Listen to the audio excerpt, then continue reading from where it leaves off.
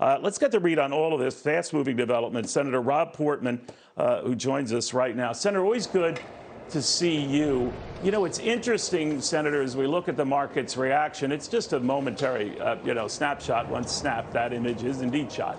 But I always think markets, Senator, look for some sort of closure or at least one unknown to be at least a known. And in this case, how far we will go, certainly in this country, to go after Vladimir Putin, even though it will hurt Americans. What do you think of that?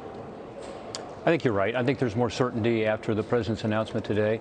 Also, Neil, this may be wishful thinking on my part, but I also think the market is reacting to the possibility that we are finally going to say that we should develop our own resources here.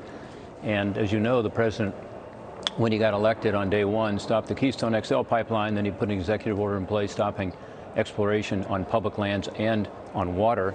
And then also he has, done additional executive orders and tried on the waters of the United States, which is really a permitting issue for energy projects as well as other projects. Well, there was nothing in his remarks today, Senator Hint, but there was nothing he said, at least today, to indicate that was forthcoming. But you could be right in that he said for a while that he wasn't keen on banning all Russian oil, and now he has. So you think that it's just a matter of time before he does a 180 on this and might cite the crisis as the reason to do so. Absolutely. Yeah, and he should. Look, we should develop our renewables as well, but we have got to stop punishing the oil and gas exploration in this country and then importing, by the way, dirtier fuels from other countries. It makes no sense from an environmental point of view. Certainly it doesn't, and we know now it doesn't from a national security point of view. It certainly doesn't help for the price at the pump. So I don't know, maybe again that's wishful thinking on my part, but I think we need a new energy policy. We need to back off. He can revoke those executive orders tomorrow. He can ensure that there is more certainty out there just in terms of not just exploring, but actually using some of the rigs that are out there in places like Ohio to develop our natural gas and our oil. So I think that's part of it. The other issue, Neil, that I've talked about before is that we gave Russia back in 2012 most favored nation treatment, preferential treatment to our market as part of their WTO, World Trade Organization accession. And I think we got to cut that off. I mean, this makes no sense. Oil is energy is their number one import to us. Oil is a big part of that. So we're already doing that. But it also would require higher Senator, he's going to find a way products around that, right? China's already indicated that it is open to buying oil that the rest of the world might take off the market. China's also been scooping up or plans to take stakes in a number of Russian energy and commodity companies. If you had your druthers and were advising the president on this matter, would you also punish China for doing things like that? Well, I would certainly punish China should they provide weapons to Russia, which, as you know, have been requested, including armed drones. With regard to trade, what I think we need to do is isolate Russia as much as possible. So not just us, but other countries have the right to do this under the World Trade Organization, and they should.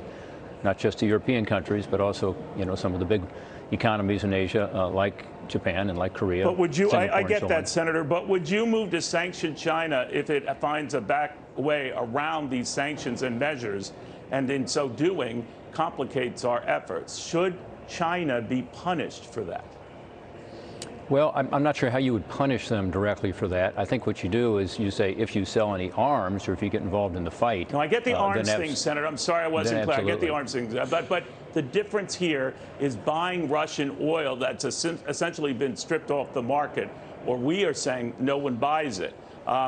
China would continue doing so. India probably as well. So that could explain why Vladimir Putin is doing what he's doing. He has a way to get that pricey oil out. Well, he wants more markets, Neil, and your previous guest made this point that there's no pipeline at this point to China, although China certainly would like one at some point, but extremely expensive to do that. So the cost to Vladimir Putin from reducing his markets by taking the United States off the market and hopefully, again, freedom-loving countries all over the world do the same thing, that's going to hurt him. Look, the sanctions aren't going into effect immediately, but the noose is being tightened. And one of my concerns about the administration's announcement today and other announcements they've made on sanctions is the time frame, because they are talking about the June time frame as an example.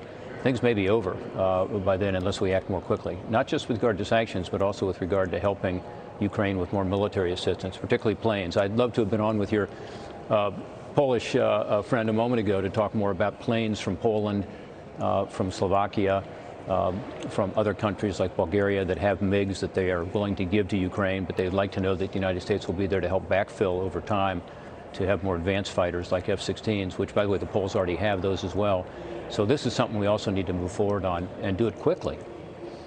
So that, you mentioned those planes. It just, I know I'm going a little long here, but for good reason. That if Poland were to do that, Russia's already said that even the declaration of sending such weapons to Ukraine is tantamount to joining the conflict. I'm paraphrasing here, but do you think this war would widen if Poland does that? If Poland gets some of these weapons, these planes, these jets, and delivers them or gets them to Ukraine? I think it is absurd that that Russia should take that position. They're the ones who invaded a sovereign country.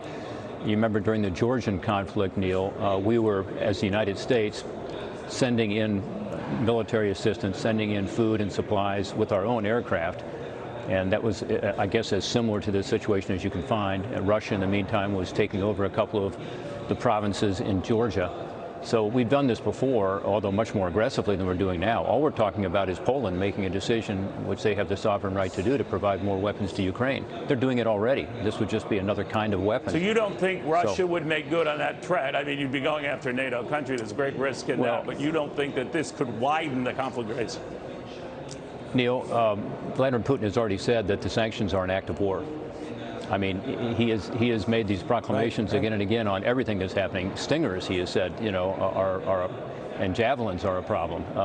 So, I mean, I think we've got to stop worrying about too much what makes Vladimir Putin mad and start defending Ukraine. It is urgent. It's desperate. Once again, last night they're shelling innocent civilians. And I saw the kids being evacuated from the Kyiv Children's Hospital.